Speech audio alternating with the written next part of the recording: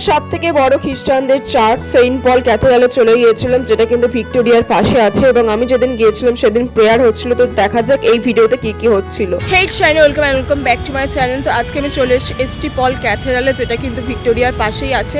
এবং সেখানে কি আছে না আছে সেগুলো তো তোমাদের সাথে দেখাবো, এবং তার ভেতরে যে প্রেয়ারগুলো হয় যদি সুযোগ পাই সেগুলো তোমাদের সাথে ভিডিওর মাধ্যমে দেখাবো। তো চলো শুরু করা যাক। এবং এখানকার কিন্তু যে এন্ট্রি সেটা কিন্তু ফ্রি না, এবং আমাদের টিকিট কাটতে হবে। তো দেখা যাক যে কত সেখানে টিকিট, সেটাও তোমাদের সাথে ভিডিওতে শেয়ার করবো। তো চলো শুরু করা যাক।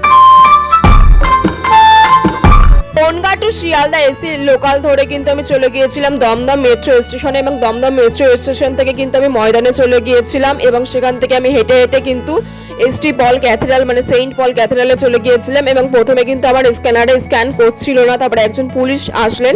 তো তিনি আমাকে সাহায্য করে বললেন যে ওই স্ক্যানারটা অ্যাকচুয়ালি খারাপ হয়ে গিয়েছে, পাশের স্ক্যানারটায় যাও।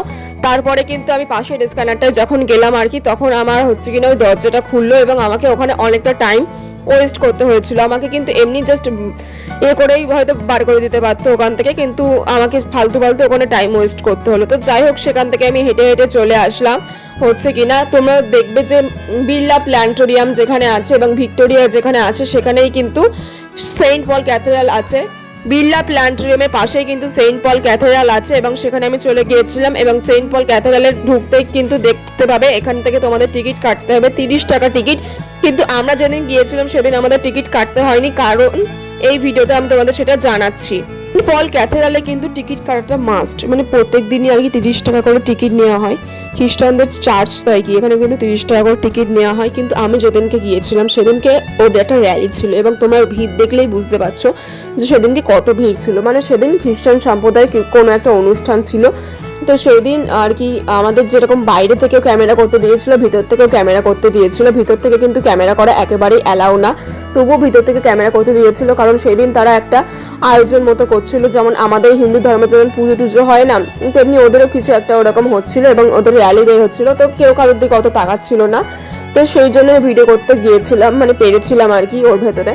এবং ও যে সেন্ট পল ক্যাথেড্রালের যে স্ট্রাকচার সেটা যদি তোমরা ভালো করে দেখো তাহলে তোমরা দেখতে পাবে এটা কিন্তু যথেষ্ট বড়। দেখলে হয়তো ছোট মতো লাগে, কিন্তু এটা কিন্তু ভেতর থেকে যথেষ্ট বড়। এবং এর যে ভেতরের ইন্টেরিয়র মানে ভেতরে যে ডিজাইন সেটা কিন্তু ভালো, ভেতরেরই ইন্টেরিয়র আর কি ভেতরেরই হয়। তো যাই হোক, সেটা কথা না।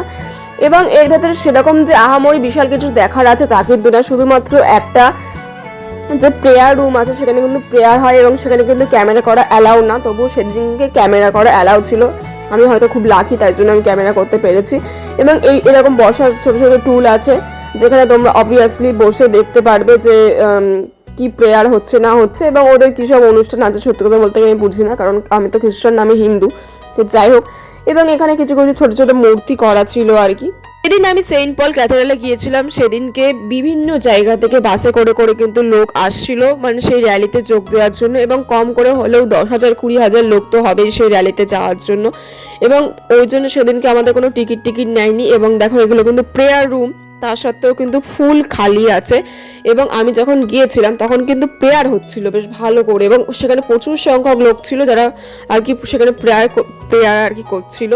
এবং আমি যেহেতু তার মাথা মুন্ডু বুঝি না, তো আমি জাস্ট বসে বসে দেখছিলাম আর কি।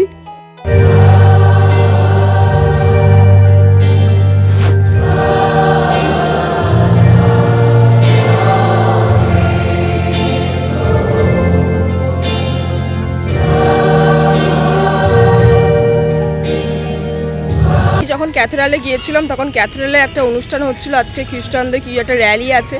তো সেখান থেকে আমাদের তাড়াতাড়ি বেরিয়ে যেতে হলো আর কি, কারণ ওরা ওখান থেকে র্যালি করবে। তো আজকে আমাদের কোনো টিকিটও নেয়নি, কিন্তু টিকিট কিন্তু ওখানে 30 টাকা। এবং যাওয়ার সময় দেখবো যে কিছু হচ্ছে কিনা, ভিডিও করা যায় কিনা।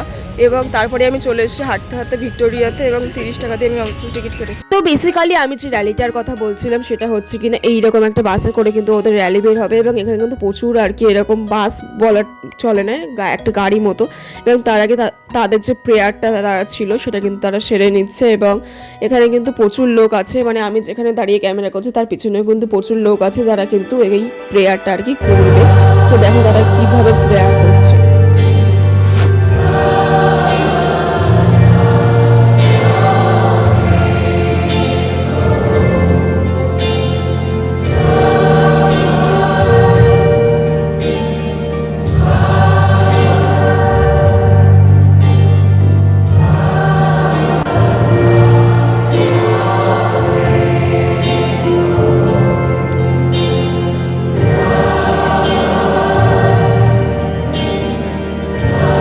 বেসিক্যালি আজকে র্যালি বার হওয়ার জন্য আমি কিছুই আর কি ভিডিও সেরকমভাবে ভালো করে সিনেমেটিক ভিডিও করতে পারিনি এবং ফটো তো তুলতেই পারিনি, কারণ সেখানে 10-12 হাজার লোক আর কি ওই সেন্ট পল ক্যাথেড্রালের সামনে জড়ো হয়ে আছে। তো ফটোটা আমি কি করে তুলবো, সেখানে তো লোকই ভর্তি, যেন সেখানে মেলা বসেছে।